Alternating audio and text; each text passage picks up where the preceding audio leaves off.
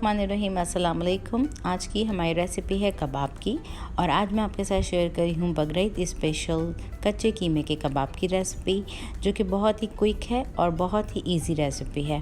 तो इसको बहुत ही कम इंग्रेडिएंट्स के साथ हम बनाएंगे। तो अगर ये रेसिपी आपको अच्छी लगे तो मेरे चैनल को सब्सक्राइब कर लीजिए और बेल आइकॉन को ज़रूर प्रेस कीजिएगा। इससे आपको मिल सकेगी हर लेटेस्ट वीडियो की नोटिफिकेशन सबसे पहले देखने को। कबाबों को बनाने के लिए हमें जिन इंग्रेडिएंट्स की ज़रूरत है उसको हम नोट डाउन कर लेते हैं।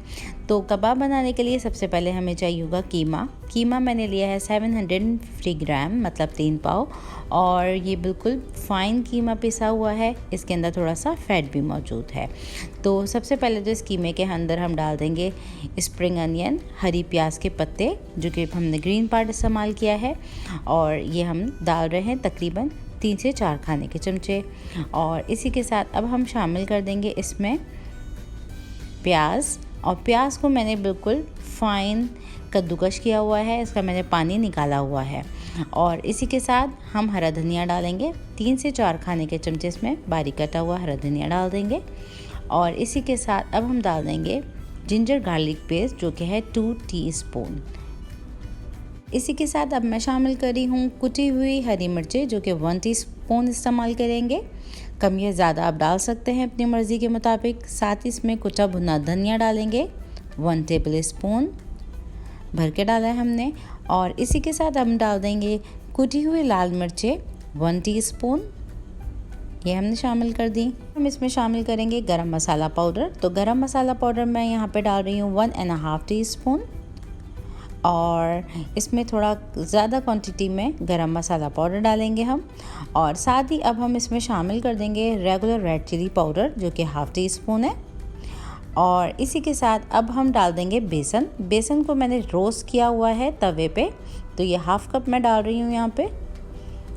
और इसी के साथ अब हम शामिल कर देंगे नमक डालेंगे हस्बे ज़रूरत, तो नमक शामिल कर देते हैं इसमें। और इसी के साथ अब हम शामिल कर देंगे लेमन जूस। तो लेमन जूस तकरीबन 2 से 3 खाने के चमचे डाल देते हैं इसमें। और इन तमाम चीज़ों को डाल के बस हम अच्छे से मिक्स कर लेंगे। इन चीज़ों को डाल के हम बहुत अच्छे से मिक्स कर लेंगे। तो इन कबाबों में ना तो आपको कोई मीट टेंडराइज़र डालने की ज़रूरत है, ना तो आपको कोई पपीता डालने की ज़रूरत है। तो इसको आप एग्जैक्टली इसी तरह से बनाएंगे। कीमे को बिल्कुल आपने फ़ाइन लेना है, बिल्कुल बारीक, और इसमें थोड़ा सा आप फैट डलवा लीजिए, बेहतर होता है। अदरवाइज़ अगर आप फ़ैट वाला कीमा इस्तेमाल नहीं कर रहे हैं तो इसके अंदर थोड़ा सा आप बटर या घी का इस्तेमाल कर सकते हैं। अब इन तमाम चीज़ों को डाल के हम अच्छे से मिक्स कर लेंगे और कबाबों को शेप दे देंगे।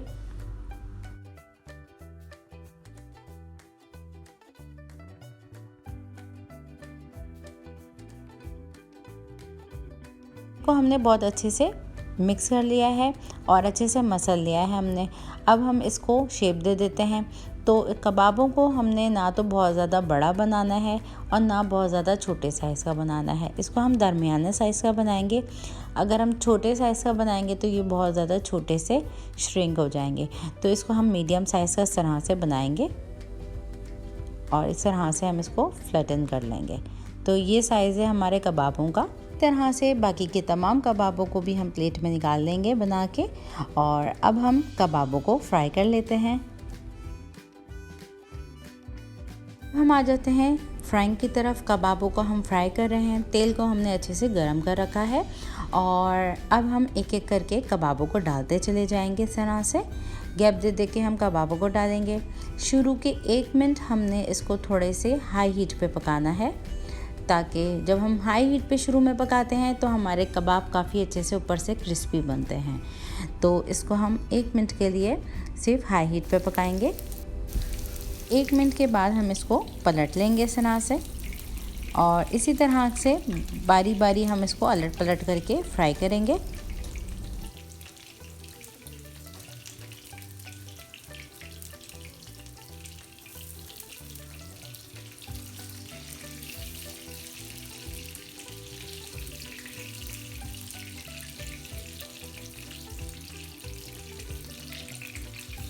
यहाँ से हम साइड में कबाबों को करते जाएंगे और बाकी के कबाबों को भी एडजस्ट करते हुए इसमें डालते जाएंगे। तो आँच को मैंने अभी मीडियम कर रखा है ताकि कबाब अंदर से हमारे गल भी जाएं और सिक भी जाएं। तो बहुत अच्छे से ध्यान से आप फ्राई करें ताकि कबाब जलें भी नहीं और अंदर से भी अच्छे से सिकते हुए फ्राई हो जाएं और गल भी जाएं। तो इसको हम अच्छे से फ्राई करते हुए इस तरह से एक एक करके निकाल लेंगे। तो ये थी हमारी आज की रेसिपी कच्चे कीमे के कबाब की। तो बकरीद स्पेशल रेसिपी है और ये दावतों के लिए बिल्कुल परफेक्ट है।